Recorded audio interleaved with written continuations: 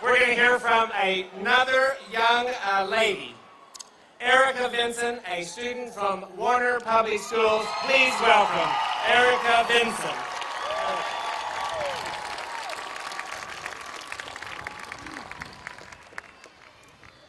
I am a flower. When I was only a seed, the gardeners planted me. They placed me in the perfect spot to grow. Oklahoma Public Schools. The gardeners watered me and watched over me. They watched me transform from a tiny seed to a tiny sprout. They watched my petals unfold. They watched my color become vibrant. And if I ever started to wilt, they added nutrients, water, and love. I have been growing in public schools for 14 years now. I was fortunate to be planted at a time when conditions in the garden allowed for unlimited growth in each and every flower. But as I look around the garden now, I see destruction.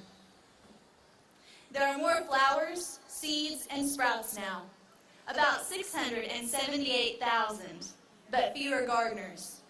As funding for the garden has been cut year after year, standards and expectations for the garden have become higher and higher.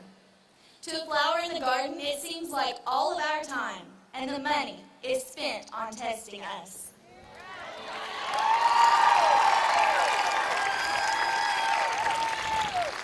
No test has made me who I am. My garden has.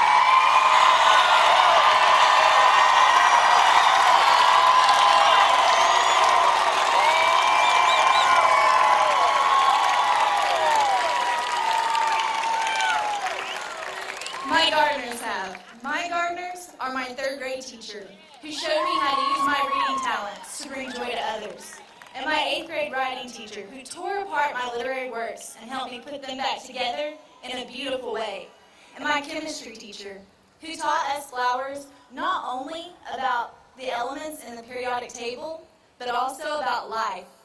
Yes, life beyond the garden. These are the people in public education that have made me who I am.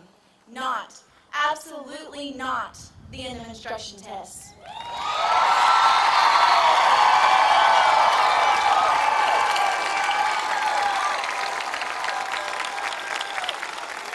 My teachers did it, and when I look around, I don't see them being helped the way they should be. Instead, I see them being given more flowers to look after and higher standards to attain, with fewer resources in drought-like conditions.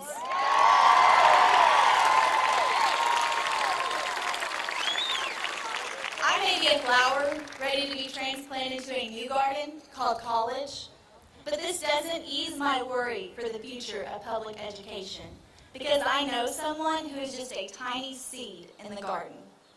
This is my 8-year-old little brother, Ty. Ty deserves the same love and attention I received in the garden. I want him to have the same opportunities I had in public schools. Sadly, because of the increasing student-to-teacher ratio, he will most likely have classes with large numbers of students. The teachers cannot possibly give their students the attention they require and deserve for growth.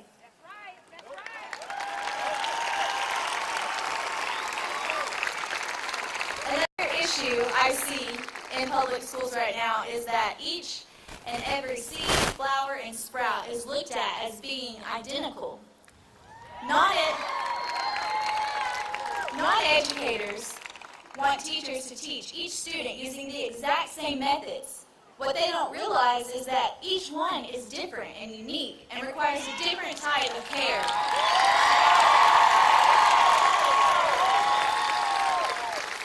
Some need a warmer climate than others do. Some need more water, while others need less.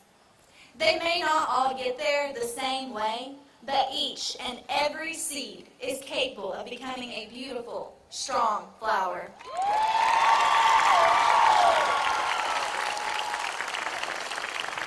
I've had many great gardeners in my life who have understood this concept, and one of these is my mom. My mom pours everything she has into her classroom.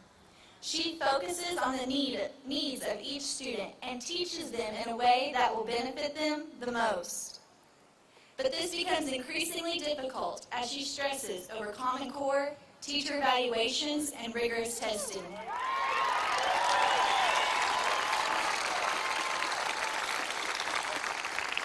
She worries over her students. She comes home with tears in her eyes. My mom used to feel powerful and important as a teacher. She knew that what she did made a difference. It did make a difference, and it still does. Every gardener makes a difference. I have no doubt that every single one of you gardeners out there want to see your seeds grow into strong flowers. However, I fear that until our public schools are funded appropriately, our teachers' jobs will become increasingly difficult. Higher standards are wonderful. We all want stronger flowers to send out into the world. But this cannot happen if funding is continually cut and testing remains the focus.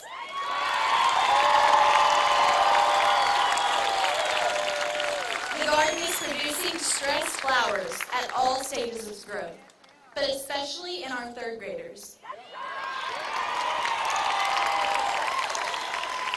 They know what it means if they fail that test. They are scared of it and stressed over it. I may not be a doctor, an attorney, or even a dentist, but I know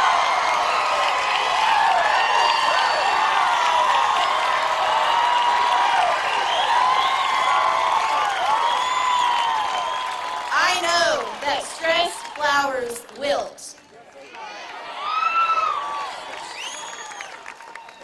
It's time to stop stressing our flowers. It's time to fund public schools. Is the goal of this garden to create stressed flowers? No. The goal of this garden is to create strong flowers. Flowers that are strong enough to be transplanted into life and not just survive, but thrive.